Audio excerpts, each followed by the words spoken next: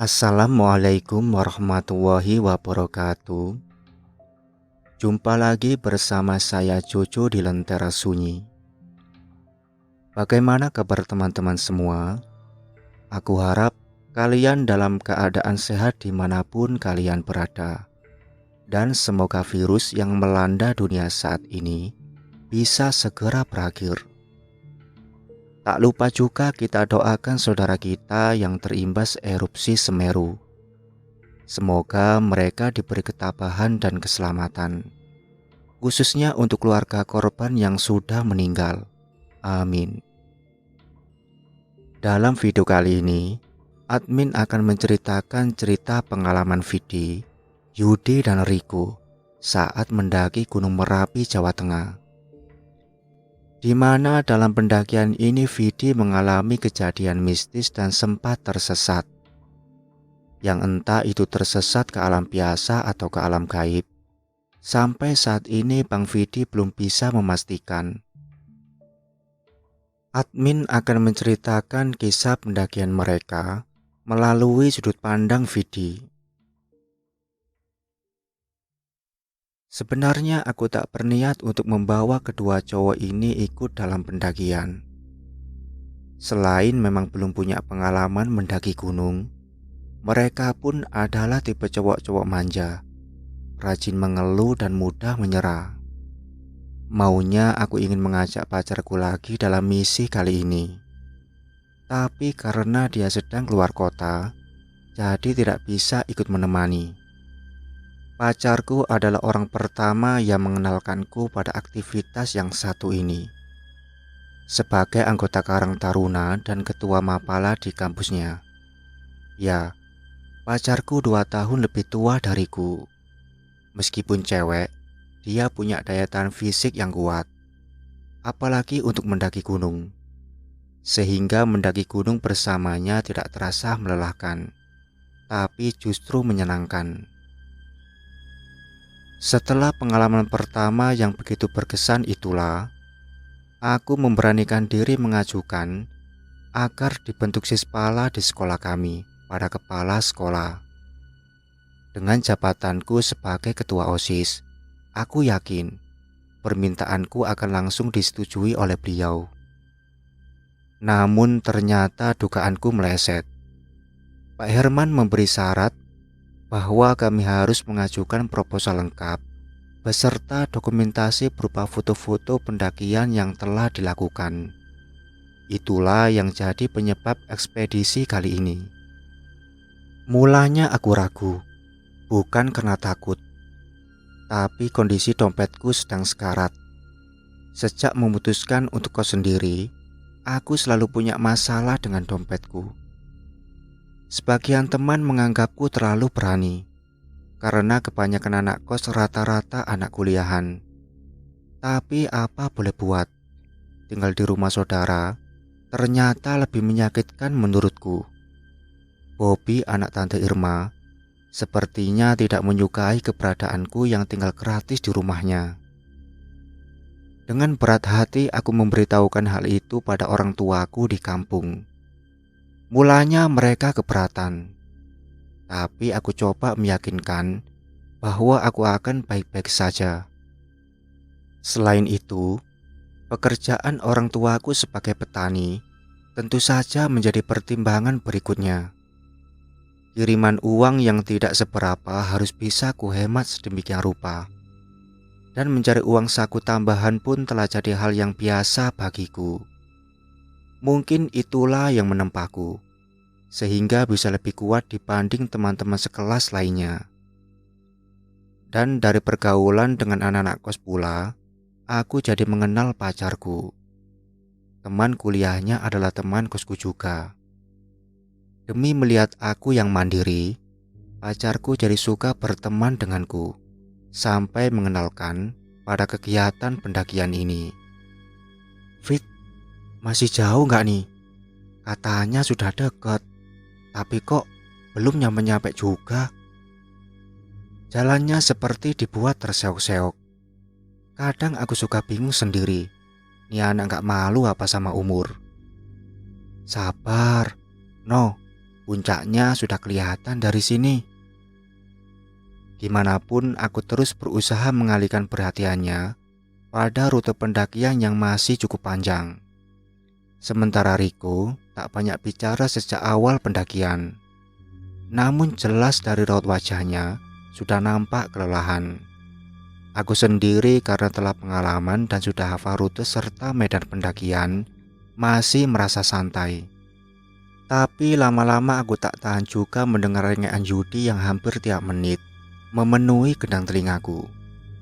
Akhirnya aku meninggalkan mereka berdua di pos pesanggerahan bersama para pendaki lain. Sudah, kalian istirahat saja dulu di sini.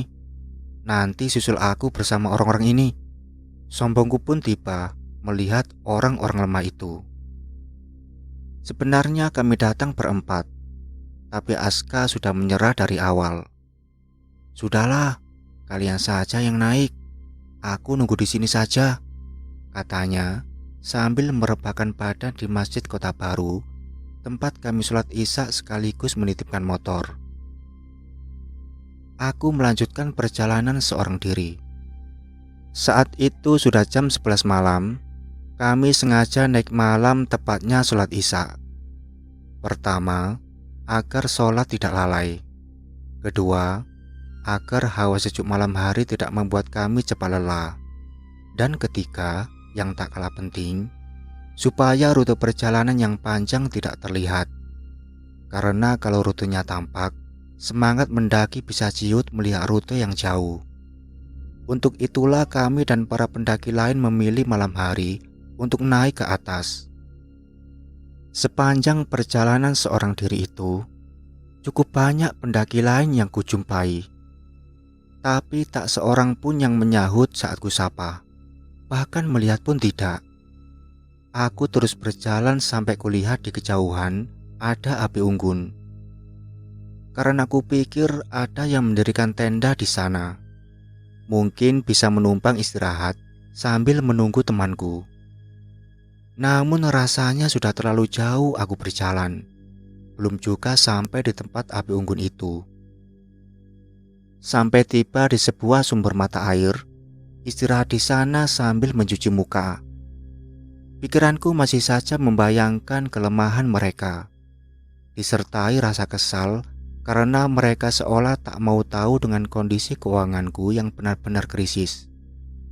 Uang bulanan yang sudah menipis harus dipakai untuk membiayai pendakian ini, sekaligus membuat bendera Sispala. Dalam benakku, bila ini berhasil setidaknya ada kucuran dana dari pihak sekolah, sehingga uangku bisa kembali. Kuputuskan untuk berhenti sejenak sambil menunggu mereka. Pikiranku semakin kusut, lelah pun menghampiri.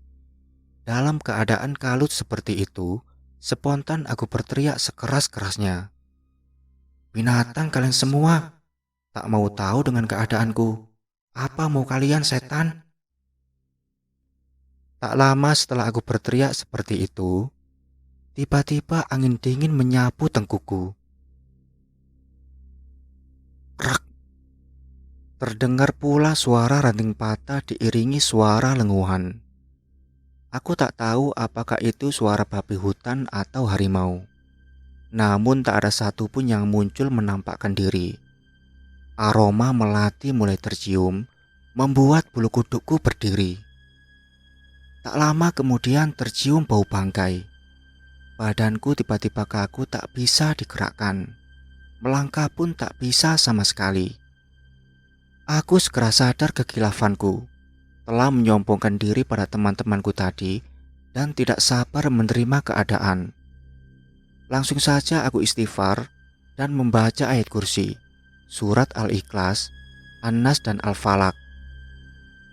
Bersamaan dengan itu, aku mendengar suara rombongan orang-orang seperti mendekat.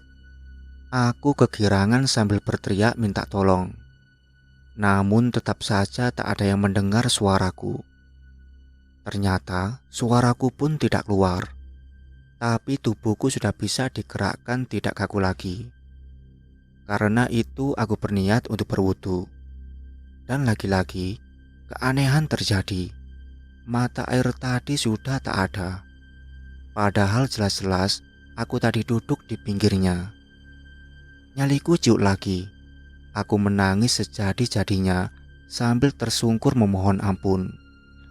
Sampai akhirnya aku tertidur karena letih yang amat sangat.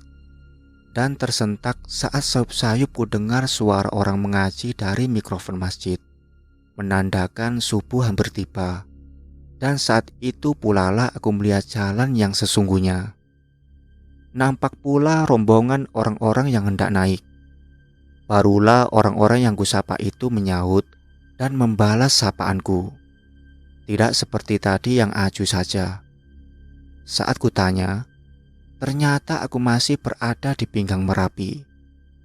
Padahal dalam waktu tempuh selama itu, harusnya aku sudah hampir sampai di puncak.